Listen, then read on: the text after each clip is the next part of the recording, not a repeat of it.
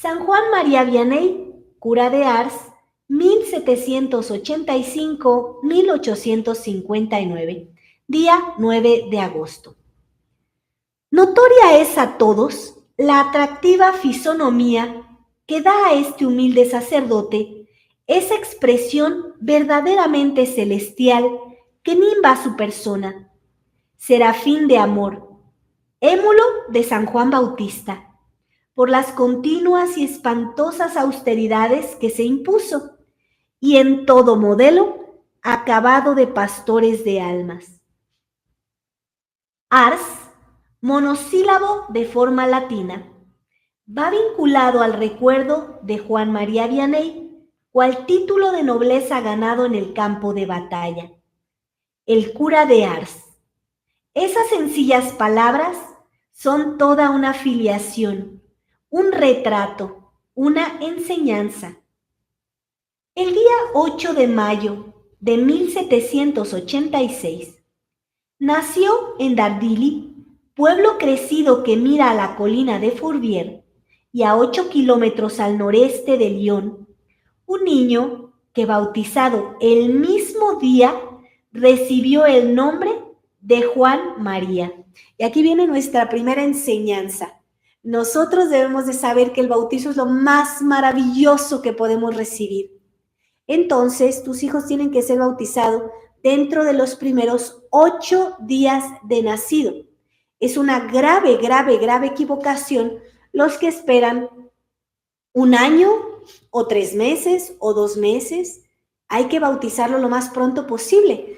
Todo ese tiempo que tú tardas en bautizar a tus hijos es gracia que les estás robando, porque siguen teniendo el pecado original y son solo criaturas, no son acogidos como hijos de Dios, puesto que tú no has ido a Dios, a sus sacerdotes en la Iglesia Católica, a decirle: aquí está mi hijo, gracias, es hijo tuyo, amado Jesucristo. Entonces recuerda que el bautizo es en el nombre del Padre, del Hijo y del Espíritu Santo.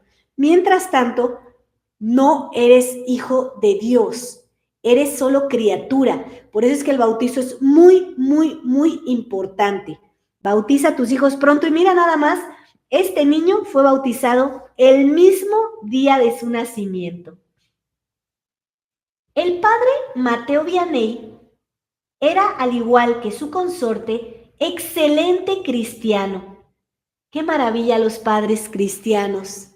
¡Qué maravilla tener padres cristianos que lo viven, que saben lo que es amar a Dios y lo llevan a la práctica! Ustedes pueden ser padres muy cristianos. Hoy tú puedes empeñarte en eso, pedirle a Dios la gracia y dejarte transformar por la gracia de Dios, el cual, siguiendo piadosa costumbre, ofreció este nuevo vástago, como lo hiciera con todos sus otros hijos, a la Santísima Virgen antes de venir al mundo y su madre, modelo acabado de fe ilustrada y de piedad eminente, enseñóle en hora temprana a hacer la señal de la cruz, a amar a Dios y a balbucear las oraciones en que se inicia el cristiano. Y dotóle el Señor de un corazón tan dado a la piedad, que niño aún elevaba de continuo el pensamiento a Dios, y gustábale con preferencia cuanto tenía relación con los misterios de la vida de Jesús y con los relatos de la historia sagrada. Dueño el chicuelo de una estatuita de María Santísima, no la soltaba, ni de día ni de noche. Tanta era ya su tierna devoción a la Reina del Cielo.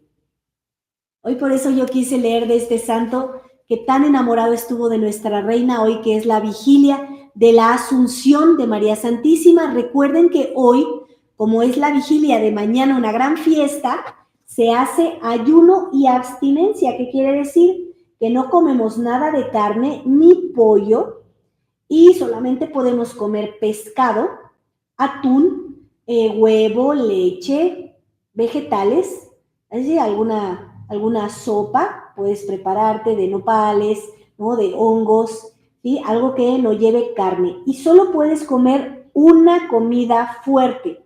No hay desayuno, no hay cena, solamente una comida fuerte.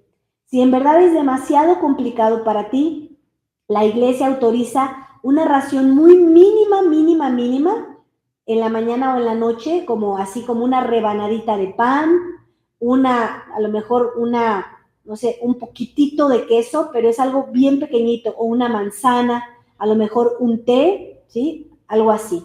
Pero es algo muy mínimo, solamente es una comida fuerte. Es muy importante respetar estos ayunos y abstinencias porque es lo que pide nuestra Iglesia Católica.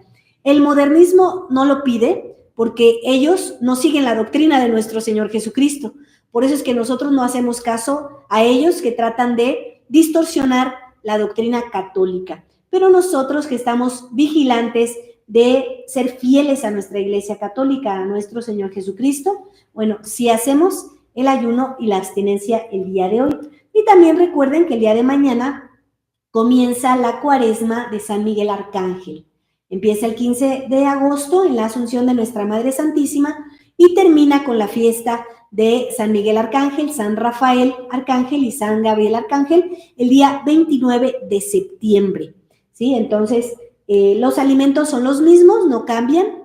Y bueno, nosotros vamos a intentar hacer en alguna de las horas del día alguna oración con ustedes a San Miguel Arcángel. Vamos a seguirnos encomendando a todas estas ayudas que nos da el cielo para pedirle y suplicarle por la gracia de ser santos. Continúo con la lectura. Después de Dios, a su piadosa madre, fue deudor Juan María de aquella sed insaciable de oración y del odio irreconciliable que tuvo al pecado desde pequeño. Oye, Juanito, le decía a veces su piadosa madre, has de saber que si tus hermanos ofendieran a Dios, lo sentiría en el alma, pero me apenaría inmensamente más si viera que le ofendías tú. Bueno es que digamos, sin embargo, que este niño de pelo castaño y mirada penetrante mostraba cierta altivez y desenfado natural, que la oración y prácticas piadosas no lograban desarraigar del todo. Juanito había nacido con propensión irascible y genio vivo, pero esforzábase en gran manera por dominarse y obedecía con tanta prontitud y constancia que la madre solía proponerle como ejemplo a sus hermanos. Pastorcillo y apóstol, amor a los pobres. Frisaba apenas Juan María en la edad de la razón cuando el terror hacía estragos en Francia, persiguiendo y matando a los sacerdotes que no prestaban juramento civil. De estos había algunos en los contornos de Dardilly y la familia Vianney albergó de momento a cuantos pudo. De ese modo el niño hubo de asistir al santo sacrificio, celebrado a ocultas y de noche, y enterarse de que la familia tenía guardados y escondidos crucifijos e imágenes piadosas. A su vez el niño guardó cautelosamente su estatuita de María, y cuando le pusieron de pastorcillo del rebaño paterno, llevaba siempre consigo al campo el preciado tesoro. En los prados, en compañía de su hermana Margarita, y sobre todo cuando iban al hermoso vallecillo de Chantmer, mientras cuidaba Juan María el ganado, tenía por costumbre entronizar la estatuita en el tronco de un árbol o sobre un altarcito, y allí sin reparo ni temor alguno rezaba el rosario. Poco a poco cobró ascendiente sobre los demás pastores y les hacía rezar también. Organizaba con ellos pequeñas procesiones, les enseñaba las oraciones que aprendiera de su madre, les encarecía mucho la obediencia y el no echar blasfemias, En una palabra, constituyóse en su capellán, todo lo cual no le impedía jugar a la rayuela con sus compañeros. Vemos esta fe tan hermosa de San Juan María Vianney, tan pequeñito, sobre todo a las imágenes. Nosotros como católicos, claro que amamos las imágenes. Tenemos imágenes que tienen que ser bendecidas por el sacerdote, obviamente un sacerdote de la Iglesia Católica, ¿verdad? No del modernismo, porque los que están ordenados después del 69, aunque sean muy buenas personas, no son sacerdotes y entonces ellos no pueden dar una bendición que no tienen.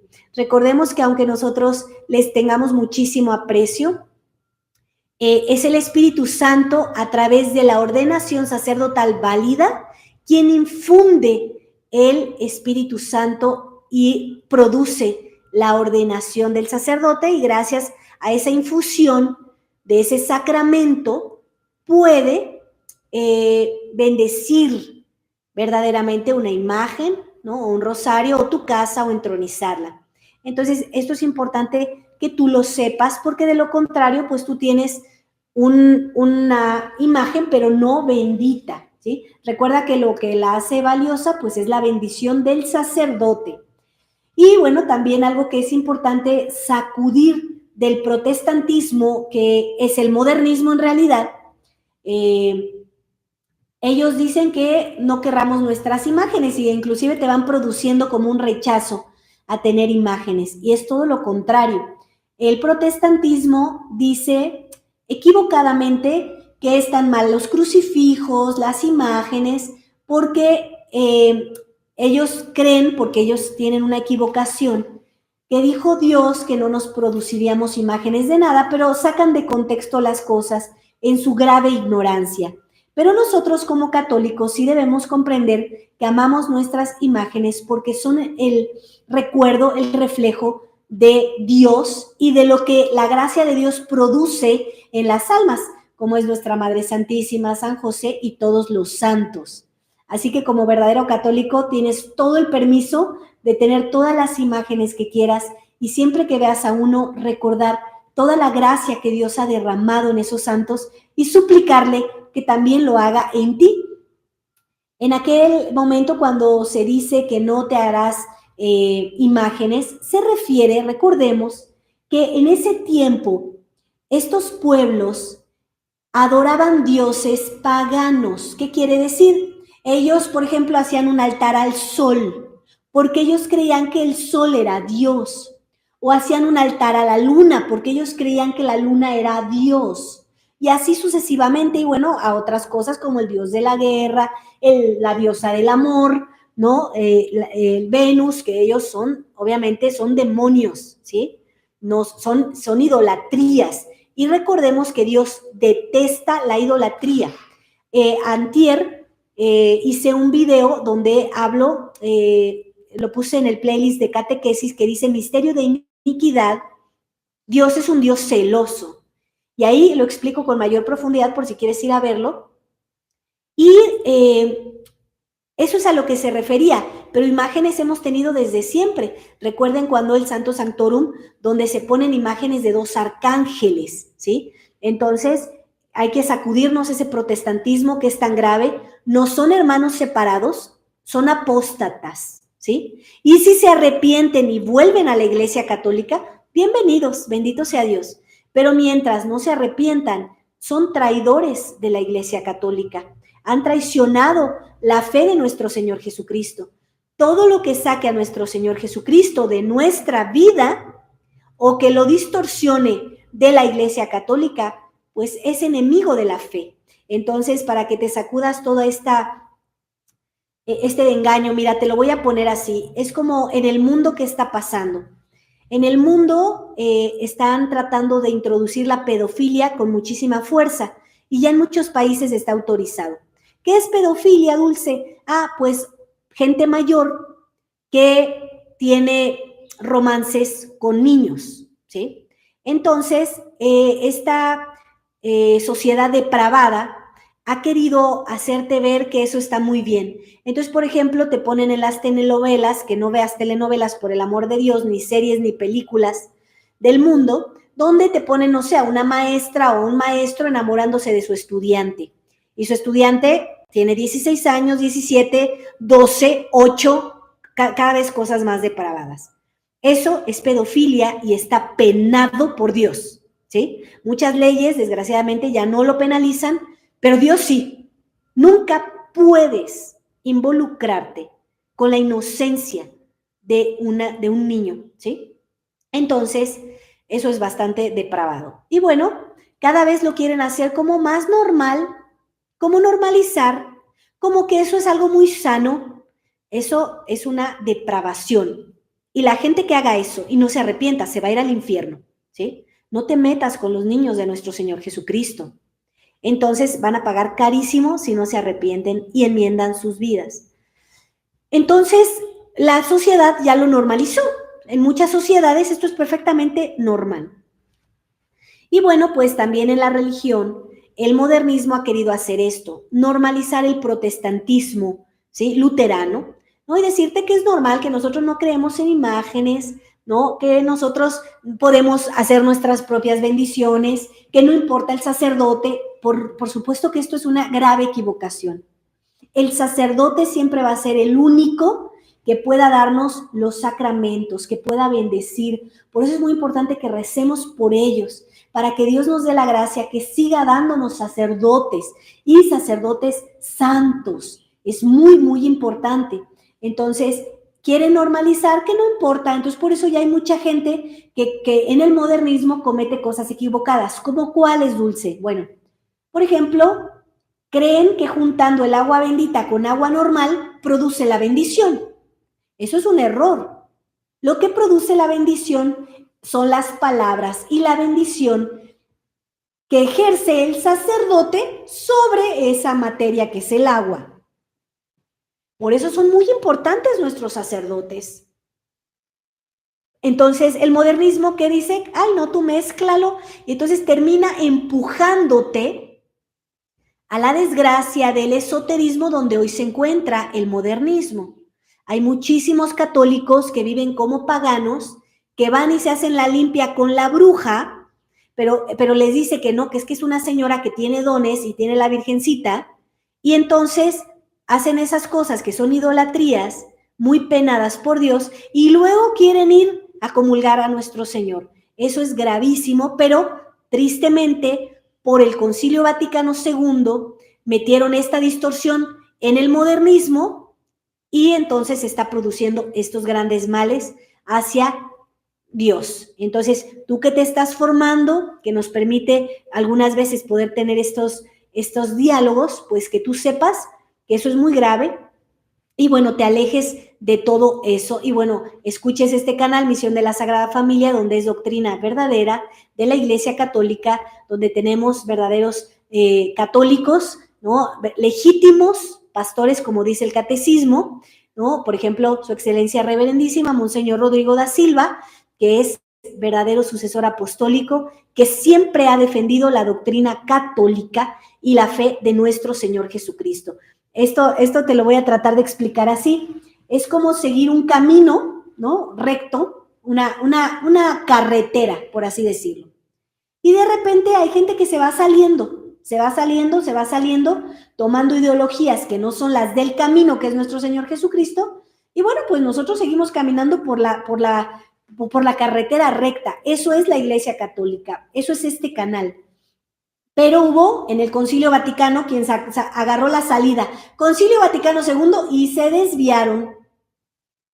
Vamos a rezar por ellos para que vuelvan al redil, para que vuelvan a la Iglesia Católica, pero desgraciadamente ellos se salieron, cambiando los ritos, cambiando la misa, cambiando los sacramentos, cambiando la doctrina. Juan Pablo II inclusive cambió el Padre Nuestro, cambió el catecismo, se salieron. Es una pena, ojalá se hayan arrepentido, ¿no?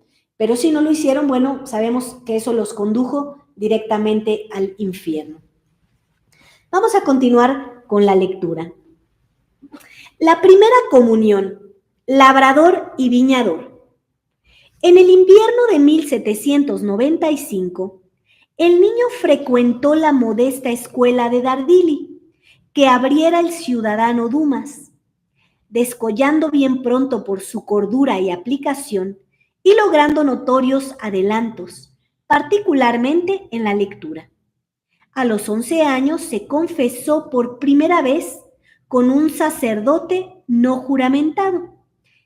¿Qué significa esto de no juramentado, Dulce? Durante la Revolución Francesa hubo un golpe de Estado. Quitaron a los reyes. Recordemos que los reyes eran parte de la Iglesia Católica. De hecho, los reyes recibían una consagración por parte del clero. Y entonces hubo un golpe de Estado, quitaron a Luis XVI y a su esposa, y entonces los mataron.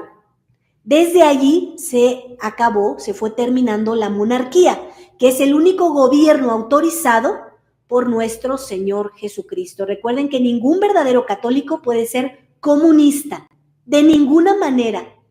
El comunismo es contra Dios. Y bueno, allí hubo una fuerza muy tremenda en la Revolución Francesa del comunismo, y entonces empezaron a matar a los sacerdotes que no hacían juramento de servirle al Estado. Evidentemente, esos sacerdotes que murieron fueron mártires de nuestra Iglesia Católica y nos encomendamos a ellos. Y hubo otros cobardes que traicionaron a nuestro Señor Jesucristo y que juramentaron servir al Estado. Y entonces se quedaron en las parroquias y rezaban un credo que en lugar de decir creo en Dios Padre Todopoderoso, Creador del cielo y de la tierra, decían creo en el Estado Todopoderoso. Imagínense qué grave. Y bueno, desde ahí ya vienen sucediendo cosas bastante delicadas en la Iglesia Católica. Como les digo, se salieron estos sacerdotes que no juramentaron, como con el que se confesó a los 11 años el santo cura de Ars.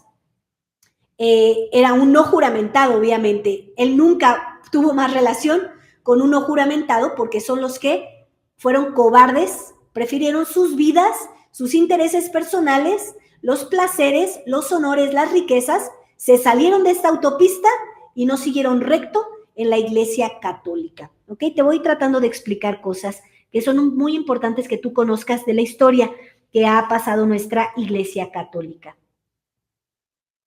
El padre Gabós, de la Compañía de San Sulpicio, que a la sazón pasaba por Dardilly. Oída la confesión, indicó a los padres la conveniencia de procurar a su hijo enseñanza religiosa más completa y les recomendó le enviaran a la aldea de Éculi, donde se hallaban ocultas 2 monjas de San Carlos que preparaban a los primeros comulgantes. Juan María se hospedó por espacio de 1 año en casa de una tía suya, aprendiendo cuanto pudo y dedicándose en la oración. Miren lo que este sacerdote hizo por el santo cura de Ars.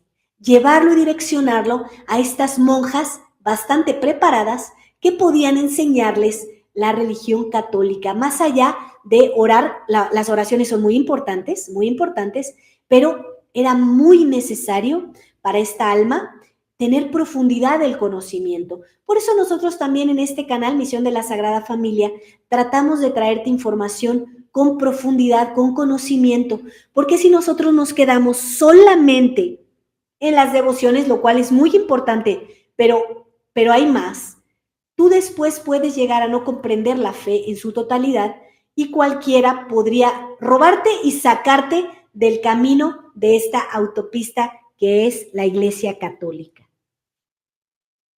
Continuó con la lectura. Durante la segunda época del terror en 1799, que coincidía con la siega del heno, es cuando hizo la primera comunión nuestro Juanito. Contaba a la sazón 13 años cumplidos. Los 16 niños que componían el grupo fueron llevados por separado a casa de la señora de Piñón, y en un cuarto, cerrados los póstigos de las ventanas, protegidas además exteriormente por carretadas de heno, que para más disimular descargaron durante la ceremonia, tuvo lugar la misa de comunión celebrada con toda cautela. Recuerden que estaban en persecución, ¿sí? Este es el tiempo de la Revolución Francesa. Mataban a los católicos, entonces pues tenían que esconderse y continuar con la vida católica. ¿Qué día aquel tan dichoso para Juan María? Más tarde, al recordarlo, hablará de ello con verdadera emoción y hasta con lágrimas en los ojos, y mostrará a los niños de Ars su modesto rosario de primer comulgante, y les exhortará a que también conserven ellos el suyo. El día mismo de su primera comunión, regresó Juan María a Dardilly. En casa no faltaba trabajo, y así púsose a ayudar a sus padres y a su hermano mayor en las diversas labores de toda casa de labranza. Y en las tierras como en la viña, santificará su ruda tarea, ofreciéndola a Dios y a la Santísima Virgen, sirviendo de modelo a todos por su paciencia. Cuando no le era fácil asistir a misa, uníase al celebrante espiritualmente y por la oración. Regresaba a casa rezando el rosario y por la noche, antes de entregarse al sueño, pasaba buen rato leyendo el Evangelio y la imitación de Cristo. Vocación tardía bien probada, el sacerdocio. Mucho tiempo hacía que Juan María suspiraba por ser sacerdote para ganar almas a Dios. Cuando la madre llegó a conocer las aspiraciones de su hijo, lloró de alegría y de emoción. El padre, en cambio, que no estaba animado de semejante conformidad, no quería privarse en manera alguna de un mocito que tanto le ayudaba en las faenas de casa. Por otra parte, como era ya mucho lo que llevaba gastado al dotar a su hija Catalina y con su hijo mayor Francisco, sujeto a las quintas, se le hacía muy costoso resolverse a sufragar los estudios de Juan María. Por fin, tras muchas consideraciones y después de oír las reiteradas instancias del chico, le autorizó para que siguiera las clases en la preceptoría de Culi, recién abierta por el párroco señor Bali. Pero debido a la ingrata memoria del pobre muchacho, a las deficiencias de sus estudios primarios y al mucho tiempo transcurrido sin mirar los libros, el joven estudiante tropezó con muchas y muy serias dificultades para aprender latín. ¿Qué hace en semejante coyuntura? Orar mucho, mortificarse, estudiar con tesón, hasta con riesgo de la salud. Sin embargo, los adelantos no corresponden a tanto afán, y el desaliento asalta su alma. Entonces emprende una peregrinación a pie, mendigando el pan por el camino, y va a postrarse ante el sepulcro de San Francisco de Reyes, en la Louvés, de donde se levanta con nuevos bríos, viendo coronados sus esfuerzos por una mejora en los estudios. Vemos cómo este santo sabe a quién recurrir para que Dios le dé lo que él está necesitando. No se conforma. Ora, se mortifica, estudia con tesón, inclusive arriesgando su salud, y va de peregrinación. Va caminando y va pidiendo el pan. Vemos nuevamente cómo en todos los santos esta es una constante. El sacrificio, el esfuerzo, la mortificación. Esto es algo que tenemos que aprender en casa, ¿verdad? Muy importante. Tengo que de verdad decirle a Dios todos los esfuerzos que estoy haciendo para que Él me dé lo que necesito, Y bueno, aquí sí se vio coronados sus esfuerzos en la mejora de sus estudios. En 1809, nuestro aspirante al sacerdocio tuvo que cumplir el servicio militar y cayó enfermo en el cuartel. El año siguiente, debido a un conjunto de circunstancias en las que no cabía la menor culpa o premeditación de su parte, y en las cuales debe verse la intervención de la providencia, resultó legalmente desertor y permaneció por espacio de 2 inviernos en un villorrio de los Cebenes, enseñando a los niños y edificando a todos por su piedad. La amnistía general de 1811 y el ingreso anticipado de su segundo hermano en filas le permitieron regresar a Éculi, donde prosiguió los estudios. De allí a poco murió su madre. Juan María estudiaba entonces filosofía en Berrieres, contando a la sazón 26 años. Sus progresos eran muy escasos. En otoño de 1813, ingresó en el Seminario Conciliar de Lyon y los deficientes conocimientos de la lengua latina le perjudicaron considerablemente, tanto para el aprovechamiento de las clases como para el resultado de los exámenes. Y en efecto, al cabo de 6 meses, le aconsejaron los profesores que se retirase. Su antiguo preceptor de latín, señor Valli, siguió dándole lecciones y le presentó al examen que precede a la ordenación, pero sin mayor éxito.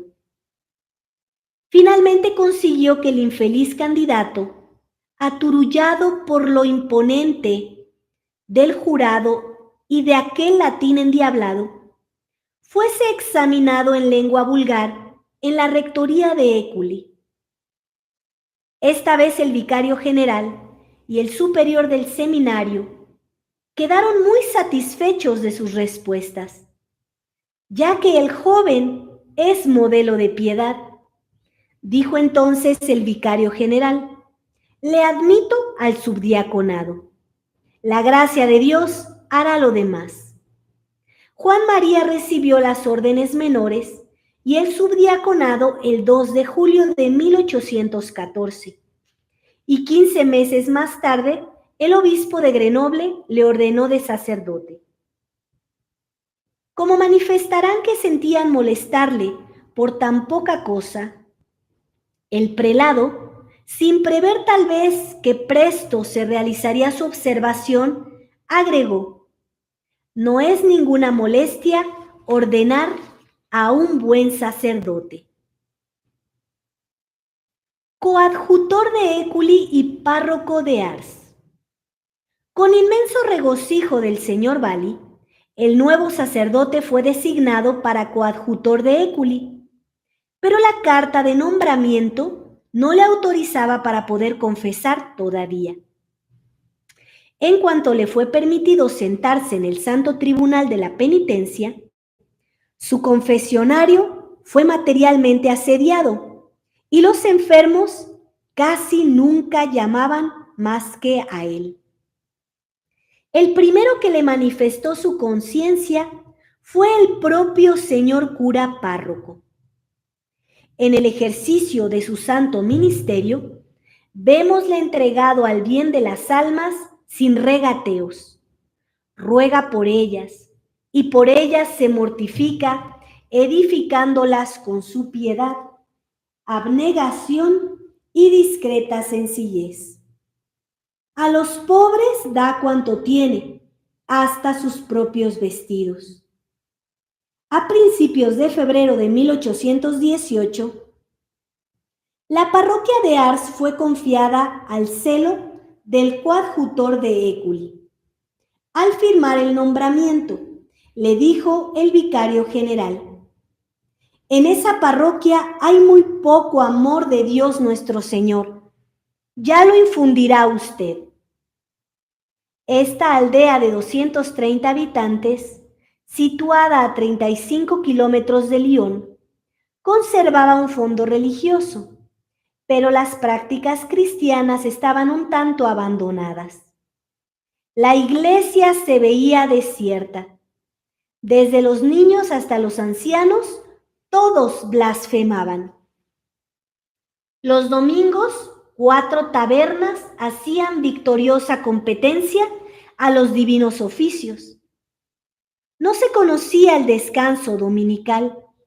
En cambio, la embriaguez, el baile y las veladas nocturnas eran verdaderas plagas de las buenas costumbres. En la mañana del 10 de febrero de 1818, el nuevo pastor celebraba por primera vez en la pobre iglesia de Ars el santo sacrificio de la misa. Dios le pedía la conversión de la parroquia, pues vedle ahora manos a la obra. En la modesta rectoría de aspecto campesino, solo conserva el mobiliario indispensable. Pasa el día y parte de la noche en la iglesia, orando u ocupado en la preparación de sus pláticas doctrinales. El descanso de la noche lo toma echado sobre unos sarmientos o en el duro suelo, y antes de entregarse al sueño se disciplina hasta derramar sangre con un instrumento armado de aceradas puntas. Sus modestos haberes son para los pobres y para el ornato de la casa de Dios. A veces pasa 2, 3 días sin probar bocado. Por espacio de 10 años, él mismo se adereza el escaso e invariable sustento que ha de bastarle solo para no morir de hambre. Y con todo, muéstrase afable. Acude presuroso a la cabecera de los enfermos. Visita a los feligreses dirigiéndoles siempre alguna palabra de edificación. Para hacerles más atractiva la iglesia, la embellece con un nuevo altar y se procura ornamentos nuevos. Habilita otras capillas y sobre todo declara guerra a la ignorancia religiosa, gran pecado de todos los tiempos, valiéndose de la catequesis y pláticas dominicales. 8 años de labor ardua y tenaz fueron menester para combatir la indiferencia religiosa de los fieles, acabar casi por completo con la blasfemia, el trabajo de los días festivos y la clientela de las tabernas. Tendrá, empero, que luchar más de 25 años para quitar a sus feligreses la afición al baile. Los partidarios de Terpsicore proclamaban tales placeres inocentes y legítimos, pero el celoso pastor abrió los ojos a esos infelices ciegos, lo mismo desde el púlpito que en el confesionario. Fíjense, escuchen muy bien lo que dice del baile, ¿eh? El baile, les decía, el tocado indecente, las veladas nocturnas, tal como las usáis, son fomentadoras y encubridoras de la pasión torpe. Y del dicho pasaba el cura de Ars a los hechos. Presentábase en la plaza pública y su sola presencia dispersaba a los danzantes avergonzados. Remuneraba al músico ambulante o al tabernero para que se ocultasen durante el baile. Es decir, no va a haber ya más música, no va a haber ya más alcohol, les pagaba para que se ocultaran y pues terminaba con ese bailecito. De los dichos a los hechos, ¿verdad? Qué importante un sacerdote que sea así. Y en la capilla de San Juan Bautista, de la parroquia, mandaba pintar esta inscripción tan evocadora. Su cabeza fue el precio de un baile. Fíjense cómo es tan ingenioso el santo cura de Ars. Recordemos que a San Juan Bautista le cortaron la cabeza por la hija de Herodías, que encandiló a Herodes en un baile, ¿verdad? Grandemente penetrado del daño que en las almas causa el baile, negábase a dar la absolución a los jóvenes que lo frecuentaban. y aún a las que solo eran meras asistentes. Y meros asistentes. Fíjense qué importante que un sacerdote sea tan firme con esto. Qué importante irles diciendo por qué las cumbias, el reggaetón, las fiestas, el baile producen pasiones insanas en los corazones. Hay un recuerdo del santo cura de Ars donde le dice una de ellas que ella va a ir a un baile pero que promete no bailar y le dice, si no bailan los pies te va a bailar el corazón. Fíjense cuán grande es la instrucción de la Iglesia Católica de comprender que estas cosas, aunque hoy son muy cotidianas, son tremendamente peligrosas, tremendamente dañinas para tu vida.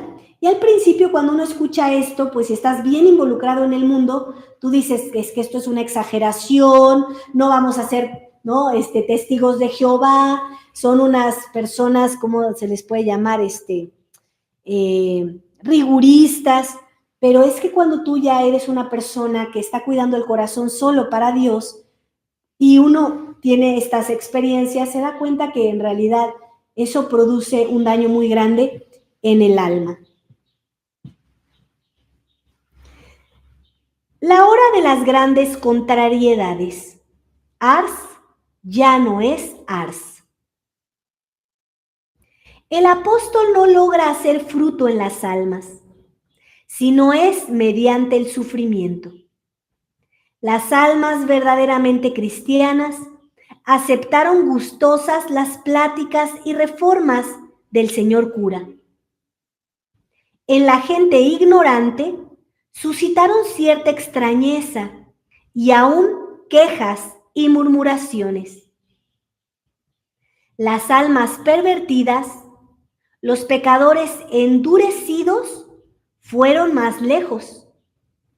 Esgrimieron el insulto, la calumnia, el ultraje difamante contra el humilde sacerdote, considerado por todos como un santo, y hasta llegaron a remitir al obispado cartas que determinaron una información canónica. Pero la oración, el buen ejemplo y la más heroica austeridad vencieron todas las contrariedades, logrando al fin el santo cura la transformación completa de la aldea. Ars ya no es Ars. Es una modesta parroquia que sirve a Dios de todo corazón, escribía el buen párroco. Los feligreses han pasado del libertinaje a la virtud, unos y otros de la piedad incipiente al fervor. Ya no se conoce el respeto humano. La asistencia al templo es asidua el domingo, el cual se guarda con todo rigor. Se reza el ángelus en el templo y en la calle. Las conversaciones son más castas. Las prácticas religiosas han reaparecido en los hogares. Durante la semana está de continuo un adorador ante el Santísimo Sacramento. Cada día oyen misa buen número de personas antes de ir a la labor. La cofradía del Santísimo Sacramento, que llevaba vida lánguida, ha revivido cada noche al son de campanas. Congréganse los fieles en la iglesia para la oración en común. Las procesiones y en particular la del Corpus se celebran con la mayor solemnidad, testimonio del fervor que anima a los fieles. Para las niñas de la parroquia y más tarde para la educación cristiana de las huérfanas abandonadas, se gastó el santo párroco todo su patrimonio, fundando aquella admirable Casa de la Providencia, modelo de educación popular. Romerías a Ars, luchas con el demonio. Desde 1820, el cura de Ars predicó y confesó asiduamente en las parroquias vecinas con motivo de la hora santa o de las misiones que allí se daban, consiguiendo con su piedad, austeridad y buenos consejos abundantísimo fruto en las almas. No retrocedía ante ninguna molestia, fuera de día o de noche, en invierno o en verano, para prestar servicio a sus hermanos. Para tener el consuelo de ver y oír a este santo varón, a la vez que para pedirle consejo, acudían a Ars fieles de la Dombes, de la Bresse y del Lionesado. Así tuvieron principio las célebres romerías que llevaban cada año a la parroquia de Ars a millares de personas de toda condición, no solo de Francia, sino también del extranjero. Sacerdotes, religiosos, funcionarios públicos, incrédulos, pecadores, almas atribuladas y almas ganosas de perfección. Todos se volvían consolados, curados, ilustrados y convertidos. Los pecadores corrían tras el humilde sacerdote, pero el demonio, despechado por las numerosas conversiones que el santo obtenía y queriendo a todo trance impedirlas, le abrumó por espacio de 35 años con molesta y pesada obsesión. Quitábale el sueño y el descanso con recios golpes, alaridos y ruidos de todo género, estremecimientos de casa y muebles, injurias y otras molestias por el estilo, intentando también disgustarle de la oración y labor apostólica. Pero el santo no temía al enemigo y lo ahuyentaba con la señal de la cruz. Maravilloso médico, admirable instrumento en la conversión de las almas y apóstol infatigable. La muchedumbre de peregrinos llegaban a 100,000 al año, que diariamente invadía la localidad, imponía al señor cura largas sesiones de confesionario. Dios le había comunicado el talento de dirigir las almas. Sabía infundir gusto y aún diríamos ansia de la confesión. Leía en las conciencias y manifestaba su estado a cada uno, aconsejándoles luego con luminosas y acertadas palabras. Levantábase a medianoche y a la 1 se iba a la iglesia a confesar a los que ya le aguardaban.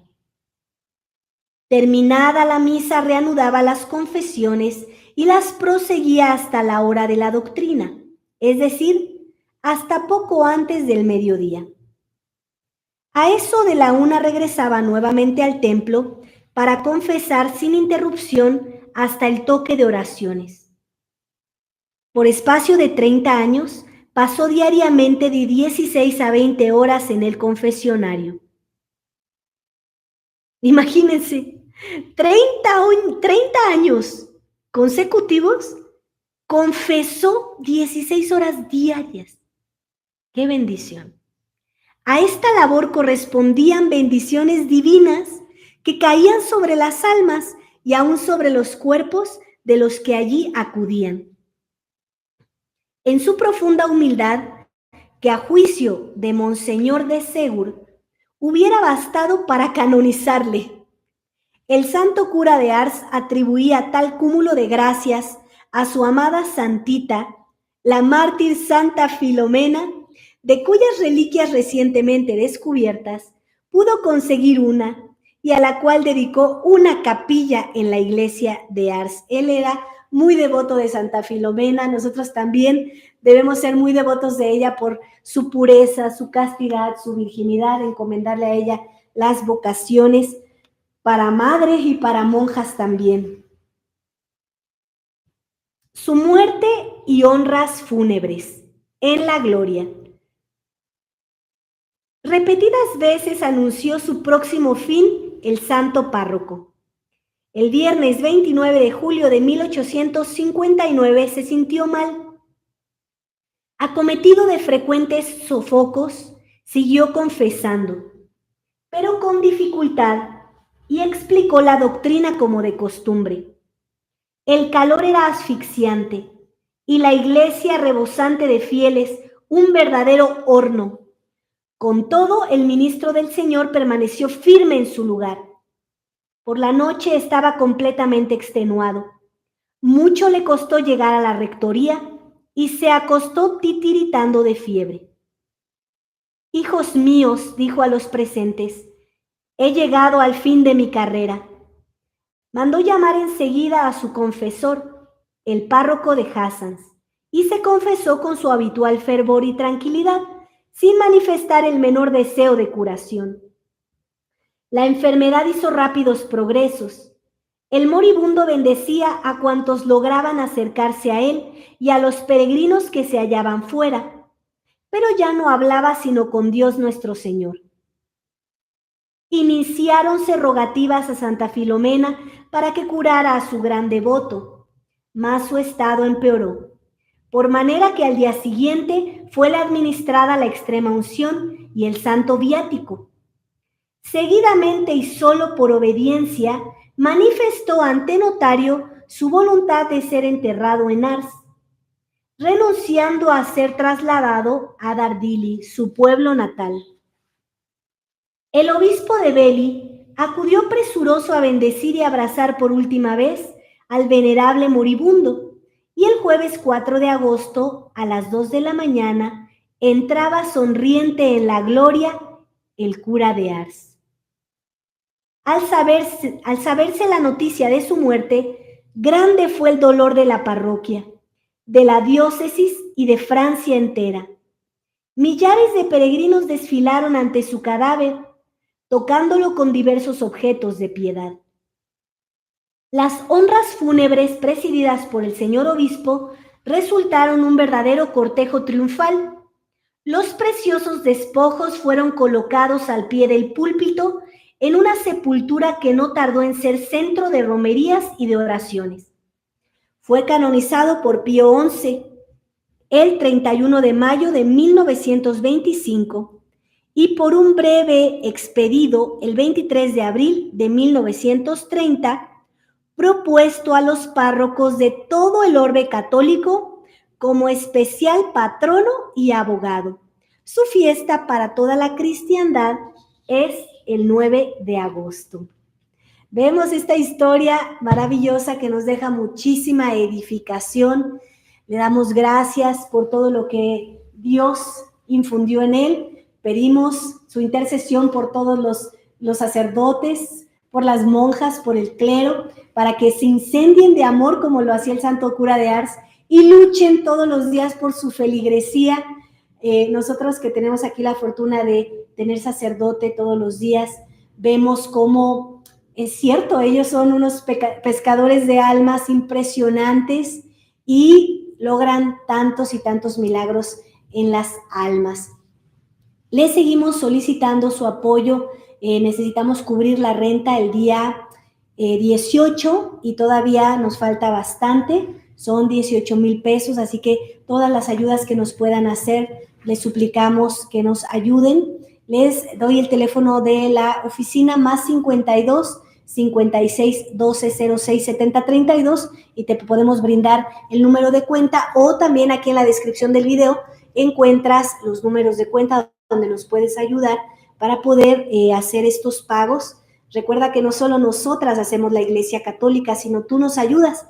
Esto es como dice una muy buena amiga de esta comunidad, que somos como un ejército. Nosotras rezamos, nosotras estamos aquí con el Señor, ¿no? Obviamente enseñamos lo que hace la Iglesia Católica como madre, y como en un ejército hay unos que preparan las cosas de la comida, pero hay otros que salen a traer lo que hay que preparar. Entonces, ustedes con sus donativos nos ayudan para poder sostener esto.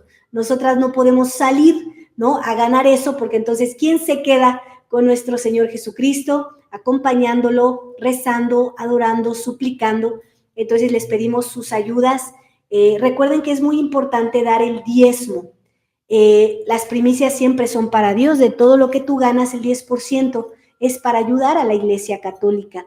Entonces, a veces esto también lo ha corrompido el modernismo, cobrando cosas muy baratas, impidiendo lo del diezmo, y pareciera como que es algo bueno, porque pareciera que aman a los pobres, ¿no? En realidad es una destrucción, porque claro que reciben dinero, por supuesto que lo reciben, por supuesto que reciben un diezmo, pero ya no lo ocupan para lo que debe ser ocupado. Eso ocurre en el modernismo. Nosotros que somos la Iglesia Católica, necesitamos dinero también para poder tener lugares lo más dignos posibles en este momento para hospedar al Santísimo Sacramento del altar. Y bueno, más adelante, si Dios así lo quiere y lo permite, pues poder construir algo cada vez más digno para Él, pero necesitamos tu ayuda. Entonces, por favor, te suplicamos tu ayuda. No nos desampares, pero sobre todo no desampares a nuestro Señor Jesucristo, a quien hospedamos aquí. Todas las ayudas son buenas. No te preocupes si parece algo pequeño, todo va ayudando. Entonces, lo importante es que tú lo hagas con todo corazón por nuestro Señor Jesucristo.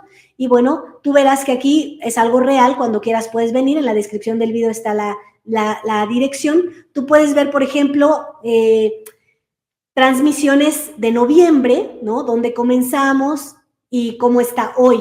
Entonces tú sabes que todo lo que tú nos has donado está aquí para el Señor.